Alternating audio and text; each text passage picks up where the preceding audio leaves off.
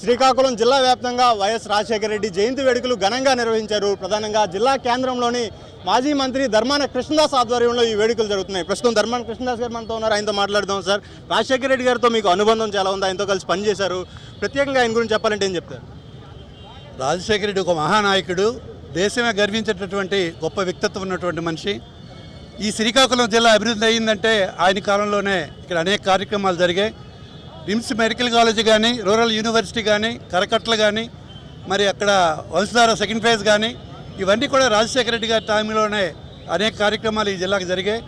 ఆయన మహానాయకుడు, ప్రజలందరికీ శాచ్యురేషన్ కాన్సెప్ట్లో అవి ప్రతి ఒక్కరికి లబ్ధి జరగాలన్నటువంటి ఆలోచనను గొప్ప ముఖ్యమంత్రి రాజశేఖర రెడ్డి గారు.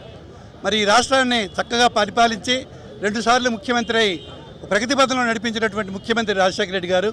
అటువంటి మహానాయకుడి నాయకత్వంలో మేము కూడా 2 సార్లు శాసనసభకు ఎన్నికయ్యే అవకాశం మాకు అదృష్టంగా భావిస్తున్నాం.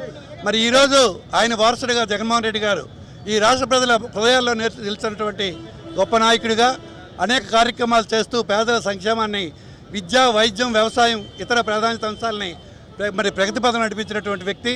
మరి ఈ జిల్లాకు కూడా ఎవరూ చేయనటువంటి మరి ఆఫ్షోర్ రిజర్వాయర్ నిధులు కానీ, మరి ఇక్కడ పలాసలో మరి రీసెర్చ్ యూనివర్సిటీ మన కిడ్నీ వ్యాధులకు అవసరమైనటువంటి వాటర్ గ్రిడ్ కూడా 700 కోట్ల రూపాయలతో అక్కడ ప్రారంభించడం కానీ, మరి ఇక్కడే సత్తబొమ్మాలి మరి మూలపేటలో పోర్టు 4000 కోట్ల రూపాయలతో పోర్టు నిర్మాణం కానీ, మరి ఇవన్నీ కూడా పేదలకు అందట మరి వైద్యం, విద్య, అలాగే వ్యవసాయం అన్నిటికి కూడా అన్ని రకాలుగా అభివృద్ధి చేసినటువంటి గొప్ప నాయకుడు. గ్రామాల్లో ఒకనాటి గాంధీజీ కలగన గ్రామ స్వరాజ్యం జగన్మోహన్ రెడ్డి కాలంలోనే జరిగింది. మరి గ్రామాల్లో తీసుకుంటే రైతు భరోసా కేంద్రాలు కానీ, సచివాలయ వ్యవస్థ కానీ, మరి ఆరోగ్య కేంద్రాలు కానీ, ఇవన్నీ కూడా గ్రామాల్లో మరి జగన్మోహన్ రెడ్డి గారి నాయకత్వం వచ్చిన తర్వాతే జరిగింది. మేమందరం ప్రతిపక్షం కూడా చెప్తున్నాం, ఒక అభివృద్ధి పదంలో ప్రజలకు అందుబాటులో పరిపాలన చేయండి, మేము కూడా సహకరిస్తాం. అంతే తప్ప ఇటువంటి దౌర్జన్యకర సంఘటనలు రాష్ట్రంలో పునరావృతం అయితే మరి తరువాత తదనంతర ఫలితాలు కూడా గట్టిగానే ఉంటాయి. మేమంతా ప్రజల కోసం పనిచేసే నాయకత్వం మాది.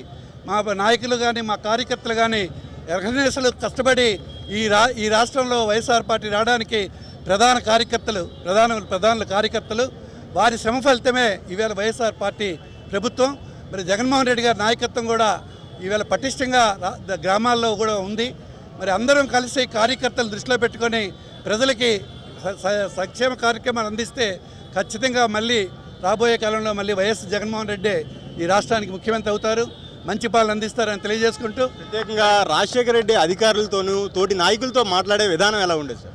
రాజశేఖర రెడ్డి గారు ఒక మనిషి, ఆయన వ్యక్తిత్వం కానీ, అతని తాలూకా ఆలోచన విధానం కానీ అందరి స్నేహభావంతో ప్రతి ఒక్కరిని ఆదరించే మంచి మనస్తత్వం, మరి అనుభవం కూడా అతనికి చాలా ఎక్కువ. మరి అనేక పదవులు చేసినటువంటి రాజశేఖర రెడ్డి గారు ఈ రాష్ట్రానికి మరి పీసీ ప్రెసిడెంట్గా కూడా చేసి, మరి కేంద్ర మంత్రిగా, మరి ముఖ్యమంత్రిగా, ప్రతిపక్ష నాయకుడిగా విశేషమైన అనుభవం ఉన్నటువంటి నాయకుడు కనుక ఆయన అనుభవాలతో ఈ రాష్ట్రంలో ప్రజలందరి మన్ననలు పొందే అధికారులకు కానీ, ప్రజలకు కానీ అందరికీ చేరువైనటువంటి మంచి వ్యక్తిత్వం కలిగినటువంటి వ్యక్తి. అటువంటి మహానాయకుడు లోపమే ఆంధ్రప్రదేశ్కి ఆయన చనిపోవడం. మరి ఆయన ఆశయ సాధన కోసం ఈవేళ జగన్మోహన్ రెడ్డి నాయకత్వంలో వైఎస్ఆర్ పార్టీ శ్రేణులన్నీ పూర్ణంకితం అవ్వడానికి సిద్ధంగా ఉన్నాయి.